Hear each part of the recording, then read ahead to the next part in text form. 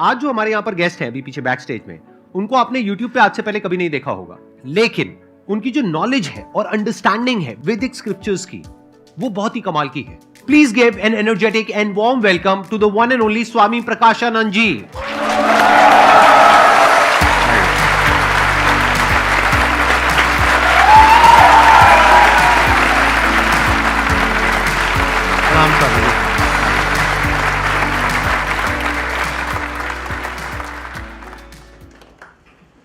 आप थोड़ा सा बताएंगे अपने बैकग्राउंड के बारे में, अपनी जर्नी के बारे में, कैसे आपने इस पाथ को चूज किया? मैंने मेरी लाइफ में वेटरनरी साइंस में ग्रेजुएशन किया, उसके बाद में पोस्ट ग्रेजुएशन किया। बट इंटरेस्टिंग थिंग ये हुई कि जिस दिन मैंने कॉलेज ज्वाइन किया एज अ लेक्चरर, तो उस दिन मेरे मन में पीछे एक थॉट आया।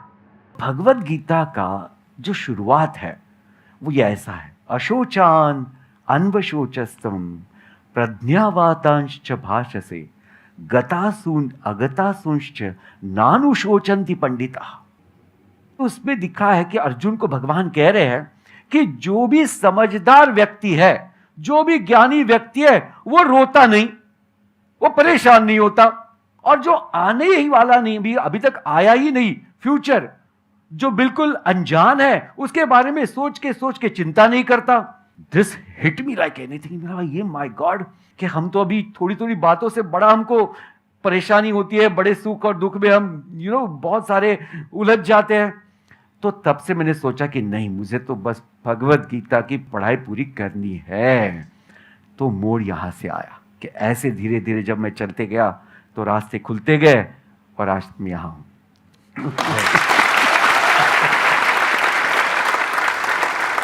तो अब आपके मन में जो भी क्वेश्चंस हैं, जिस भी तरह के हैं, आप प्लीज इनसे पूछ सकते हैं। मेरे को बस एक चीज़ जाननी है कि मन की सात्विकता से ऊपर कैसे जाया जाए। कितने चाहते हैं कि इस क्वेश्चन का आंसर दिया जाए? बहुत सारे लोग सोच रहे होंगे अभी हम सात्विक तो हो जाए पहले। अभी तो हम तामसिक और राजसिक के आसपास कहीं घूम रहे हैं। देखिए, पहले मैं सारे लोगों के लिए बता दूं कि ये सात्विक चीज क्या है। जहां सेल्फलेसनेस होता है, यानी निस्वार्थ भाव।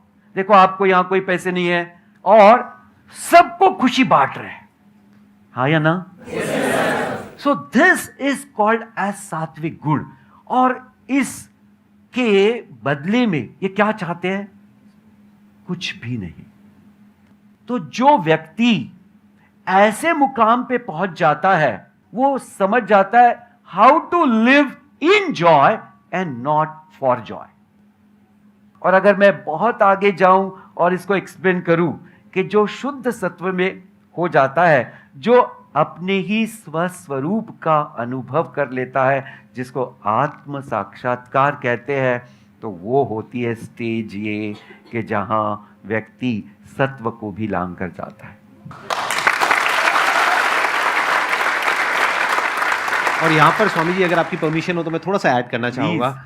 इसके लिए जरूरी नहीं है कि आप सब कुछ छोड़ दें, यानी कि जो भी आप कर रहे हैं उसके साथ साथ में भी आप जो स्क्रिप्चर्स हैं उनको स्टडी कर सकते हैं। जैसे कि पास्ट में जो भी लोग हुए हैं जिन्होंने इस तरीके से अपने आप को रियलाइज किया है, इसको आत्मज्ञान बोलते हैं, उनकी बुक्स आप पढ़ सकते हैं। तो उसके लिए ऐसा नहीं है जरूरी कि आपको सब कुछ छोड़ना ही पड़ेगा।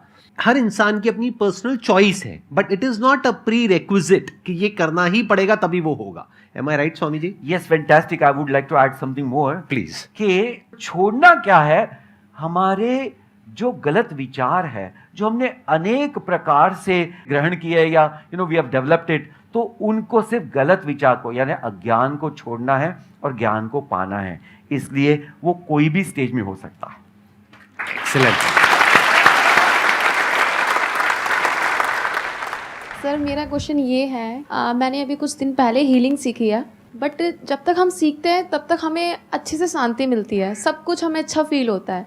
बट जैसे ही हम उन सब चीज़ों से दूर हो जाते हैं, ऑब्वियसली हमें ये पता चलता है कि नहीं, ये सब चीज़ें शायद हम कर ही नहीं सकते। ये क्वेश्चन हम स्पिरिचुअलिटी में और माइंड से रिलेटेड जो क्वेश्चंस होते हैं वहां पे जरूर पूछते हैं और बार बार पूछते हैं। ये क्वेश्चन ठीक नहीं है। क्यों? क्योंकि ये क्वेश्चन बिल्कुल ऐसा है कि मैं स्विमिंग सीखने के लिए गई, मैंने 2 दिन तक ट्राई किया, मैं नहीं सीख पाई, तो मैं क्या करूं? तो मैं क्या जवाब दूंगा? तीसरे दिन जाओ, आपने कहा मैं 3 दिन गई, 5 दिन गई, 10 दिन गई, नहीं सीख पाई, अब क्या करूं? तो मैं क्या कहूंगा?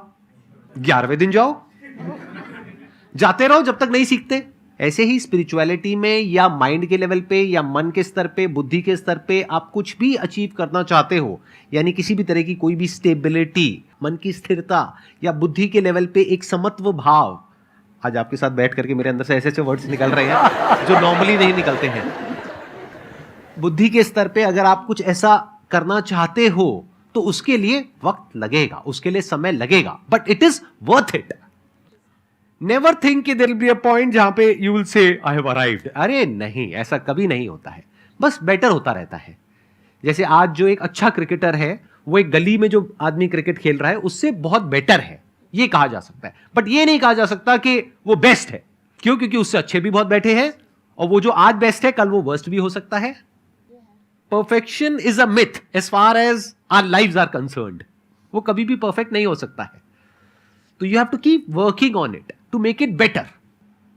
सर मेरा एक क्वेश्चन है, सभी बड़े बड़े गुरुज, बड़े बड़े बिजनेसमैन सभी भगवत गीता को प्रमोट करते हैं जी। मैंने काफ़ी बार ट्राई किया, मैंने 8-10 बार कोशिश की उसको पढ़ने की, लेकिन नहीं, कंसिस्टेंटली नहीं पढ़ पाते और कभी मैं 2 चैप्टर से ज़्यादा नहीं पढ़ पाया। तो आप ऐसा कुछ सॉल्यूशन बताओ कि हम जो यंग यूथ बढ़ रहा है वो मतलब भगवत गीता को अपने अंदर कैसे उतारे और उसका एक ऐसा सॉल्यूशन मिले कि हम उसको पढ़ तो हम नहीं सकते क्योंकि हमारे में इतना पेशेंस नहीं है कि हम पूरी बुक पढ़ पाएं।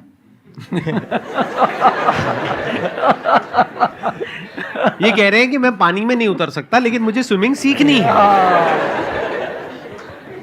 इसका जवाब भगवान ने दिया है भगवत गीता में। जब अर्जुन ने पूछा कि भगवान ये जो आप बता रहे हो बड़ी बड़ी बातें, ये समझ में तो आ रही है बट मेरा चंचल मन है वो समझ में पूरा नहीं आ रहा है, तो भगवान ने एक सिंपल सा उत्तर दिया, अभ्यासेन तु कौन्तेय वैराग्येण च गृह्यते। यानी अभ्यास यानी सतत प्रैक्टिस। परफेक्शन जो चीज है ना उसको ऐसे समझा जाता है, perfection is a path which is always under construction. जैसे आप यहाँ आते हो और संदीप जी के सारे वीडियोस आप देखते हो, सुनते हो, तो आपके मन में फर्क पड़ा कि नहीं? तो इसका मतलब है धीरे धीरे धीरे धीरे अगर आप लगन से उस कार्य को करते चले जाओगे तो एक दिन आपको वो समझ में आ ही जाएगा। सर मेरा सवाल ये है कि सर जैसे हम कहते हैं ना कि अगर आपको स्पिरिचुअल पाथ में आना है तो उसके लिए ना आपको जो मोह है, मोह माया जो होती है, attachment to people you love a lot, तो उसका त्याग करने की ज़रूरत पड़ती है। तो सर जैसे अगर if I am there, I am very family oriented person, तो सर फैमिली का वो त्याग या उनसे वो अटैचमेंट कम करना, क्या ये पॉसिबल है इंसान के लिए कि वो कर सकता है उसको? अटैचमेंट को हिंदी में आसक्ति कहते हैं। मैं एक उदाहरण दे रहा हूँ कि जैसे लोग बोलते हैं कि सुबह की चाय के बगैर तो सुबह हो ही नहीं सकती। Yes or no? बड़ा कॉमन डायलॉग है, राइट? तो दिस इज सिंपल एग्जांपल। अभी बचपन से तो ये व्यक्ति ने चाय पिया नहीं है, कभी एक दिन शुरू की है, तो अभी क्या हो गया ये चाय के हिसाब से कि उसके शरीर में ऐसे चेंजेस हो गए हैं कि उसके लिए वो ड्रिंक पूरी तरह से अभी जरूरी हो गया। तो क्या हो गया, बार बार करने से। अभी हमारे मन में एक ध्यान में आना चाहिए कि जो आसक्ति होती है, आसक्ति का कारण है कि इनसे मुझे सुख मिल रहा है। जो जो लोगों से मैं आसक्त हूं या जो जो चीजों से मैं आसक्त हूं उनसे मुझे सुख मिल रहा है। अभी हम ये सुख को थोड़ा एनालाइज करेंगे। Are you ready? देखिए किसको हम सुख कहते हैं कि जब मेरी इच्छा पूरी हो जाए तो मैं बोलता हूं आहा मैं बहुत खुशी हूं, और जिस दिन मेरी इच्छा पूर्ण न हुआ तो बोलता मैं तो बहुत दुखी हूं। है ना, सिंपल सा रीजन। अभी समझो जिससे जिससे आपकी आसक्ति है वो कोई आपकी इच्छा पूरी ना करे कभी भी तो दुख होगा, फिर उससे आसक्ति रहेगी? नहीं रहेगी। नहीं रहेगी। तो थोड़ा ये जानना पड़ेगा कि अब थोड़ा अध्यात्म, हाँ, वेरी इंपॉर्टेंट पॉइंट, कि जो सुख आ रहा है वो एक्चुअली बाहर से नहीं आ रहा है। It is my wrong notion that I am becoming happy because of something. No, it is just because I am not understanding कि एक कोई मेरी विश है वो पूर्ण हो रही है, और जो विश पूर्ण होने के बाद कुछ समय मन में जो शांति है वो सुख का एहसास करा रही है। ये बात समझना बहुत जरूरी है कि जो मैं एक्सपीरियंस कर रहा हूं हैप्पीनेस का, वो it is not because of some object और because of some person, it is because the nature of my own self is happiness. धीरे धीरे अगर हम इस बात को समझने लगे तो हमको पता चलेगा कि अभी जो मैं लोगों के साथ रह रहा हूं, तो yes, they are with me, and you cannot just stay alone in the forest. No one can, because human beings are staying in this world as an interdependent entity, right?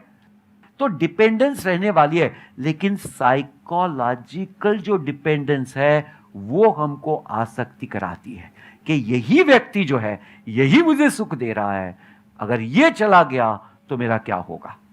तो ये जो हमारी रॉन्ग नोशन है, ये जो गलत फहमी है, शायद इसकी वजह से हम उसी व्यक्ति से आसक्त होते. अगर ये हमने दूर कर दी कि सुख तो जो हैप्पीनेस मैं कहता हूं वो तो मेरा ट्रू नेचर है, यानी मेरा अपना ही एक अंदर का ऐसा स्वभाव है, और जो ये सब मेरे साथ है, they are all co passengers, this is the best journey in the life. So when they are there, let us be friendly with everyone and let us give our best to everyone. So अपने आप से फिर आसक्ति नहीं रहेगी, but you will start giving your best. अभी जो स्वामी जी ने कहा, मैं उसी बात को थोड़ा सा आगे एक्सटेंड करता हूं. जितनी छोटी इच्छा होती है और वो जब पूरी होती है तो कुछ देर तक आपका मन शांत हो जाता है. ऐसा होता है, नहीं होता है? जैसे भूख लगी है बहुत तेज, एकदम से खाना मिल गया तो कुछ देर तक उसके बाद में मन शांत हो जाता है, तब तक जब तक कि दोबारा से भूख नहीं लगती है. लेकिन अगर इच्छा कोई बहुत बड़ी है, मान लो कि मेरे को ये एग्जामिनेशन को क्रैक करना है जिसमें आपको 4 साल लगे और आपने बहुत मेहनत करी और उसके बाद में आपने उसको क्रैक कर लिया, तो कितने दिन तक खुशी रहती है? मे बी कुछ दिनों तक, कुछ हफ्तों तक, या कुछ महीनों तक. इसी के साथ में और क्या होता है कि फिर एक के बाद एक हमारे अंदर और इच्छाएं पैदा होने लग जाती है. उस इच्छा के पूरे होने से आपका मन शांत तभी तक रहेगा जब तक दूसरी इच्छा पैदा ना हो. जैसी दूसरी इच्छा पैदा हो गई तो उससे जो खुशी मिल रही थी या जो मन शांत था वो खत्म हो जाएगा. जैसे फॉर एग्जांपल, आपने एक कॉलेज में से डिग्री ले ली, आपकी एक इच्छा पूरी हो गई, मानो कुछ दिनों तक आप बहुत खुश हो, फिर एक कंपनी में चले गए और आप जिस कंपनी में गए वहां पे जो बॉस है वो आपको खच्चरों की तरह ट्रीट कर रहा है. अब आप कह रहे हो मैंने इतनी मेहनत करी, बचपन से मुझे ये सपना दिखाया गया इसके लिए और ये काम भी करना मुझे पसंद नहीं है, वो काम नहीं दे रहे जो मैं चाहती थी, इच्छा थी मेरी, ये तो वो काम दे रहे हैं जो मेरी बिल्कुल भी इच्छा नहीं है करने की. तो अब वो खुशी कहां गई जो आपको मिली थी 4-5 साल की या 10 साल की मेहनत के बाद में? खत्म. वापस से हमारी जिंदगी में दुख आ गया है. कब तक? जब तक कि या तो वो बॉस चेंज नहीं होता है या आप कंपनी चेंज नहीं कर लेते हो और वैसा नहीं हो जाता जैसा आप चाहते हो. वैसे इंसान से आपकी शादी नहीं हो जाती है जैसा आप चाहते हो. कैसा इंसान चाहते हो? परफेक्ट इंसान, जो है ही नहीं कहीं पर, जो इस ग्रह पे है ही नहीं, कहीं बाहर से लाना पड़ेगा जा करके. इच्छाओं का जो नेचर है वो नेचर ही ऐसा है कि वो पूरी हो ही नहीं सकती. तो जब ये बात आपको समझ आ जाती है बारीकी से, ये जो बात मैंने कही है, अगर समझ आनी होगी तो अभी आ जाएगी, नहीं समझ आनी होगी तो कभी नहीं आएगी. Excess of anything is bad, moderation is not bad. मतलब अगर प्यास है तो पानी को छोड़ना नहीं है, ना ज्यादा पानी पीना है. पानी छोड़ दोगे तो मर जाओगे, ज्यादा पानी पियोगे तो भी मर जाओगे. तो क्या करो, जितनी प्यास है उतना पानी पियो. तो इच्छाएं कितनी होनी चाहिए? जितनी हमारी जरूरत है. तो हमेशा लाइफ में अगर सिंपल एक आपको फॉर्मूला दूं जिसको आपको पकड़ करके रखना है, लाइफ में हमेशा याद रखना है, और जैसे जैसे टाइम आगे बढ़ रहा है, हो क्या रहा है, हम वेस्ट से इन्फ्लुएंस हो रहे हैं, जो कैपिटलिस्ट कल्चर है उससे इन्फ्लुएंस हो रहे हैं. मतलब हम क्या कर रहे हैं? खर्चा कर रहे हैं, उसके लिए हम लोन ले रहे हैं. तो अगर मेरी लाइफ की फिलॉसफी देखी जाए वो बड़ी सिंपल है कि जितना भी आपका खर्चा है वो आपकी कमाई से बहुत कम होना चाहिए, तब आप सुखी रह सकते हो. अगर ये बात आपको अच्छे से समझ आ पा रही है तो आप अपनी इच्छाओं को खुद डिफाइन कर सकते हो. अभी आपकी इच्छाएं कौन डिफाइन कर रहा है? मार्केटिंग की एक पूरी की पूरी दुनिया है. आपको लगता है आपके डिजायर है, अरे नहीं, आपको बेचा जा रहा है, आपको पता ही नहीं है. आपकी इच्छाएं आपकी खुद की कहां है? या तो आपके मां बाप की है, या सोसाइटी की है, या ये मार्केटिंग की जो पूरी की पूरी दुनिया है उनकी है. तो आप कहो कि मैं बेवकूफ नहीं बनूंगा या बेवकूफ नहीं बनूंगी, मैं अपनी इच्छाएं खुद डिफाइन करूंगी. किसके अकॉर्डिंग? जो मेरे रिसोर्सेज है, जो मेरी कंडीशंस है उसके अकॉर्डिंग, किसी और के अकॉर्डिंग नहीं कि वो इंस्टाग्राम पे मेरी फ्रेंड है, वो ये कर रही है, वो कर रही है, तो मुझे भी वही करना है। अरे नहीं, हम भेड़ बकरी नहीं है कि हम पीछे पीछे चलते चले जाए पूरी दुनिया के। इंसान है मतलब कि हम अपनी बुद्धि का प्रयोग कर सकते हैं। तो अपनी इच्छाएं खुद डिफाइन करो। जितनी कम इच्छाएं उतना हैप्पीनेस ज्यादा। Swami ji, thank you so much for coming, thank you so much for taking out time. It means a lot to me and to everybody. मेरे को तो पर्सनली बहुत अच्छा लगा आपसे मिल करके, आपकी जो एनर्जी है, आपका जो ऑरा है, उसको फील करके। आई एम श्योर आप लोगों को भी अच्छा लगा होगा। यस और no? Thank you so much.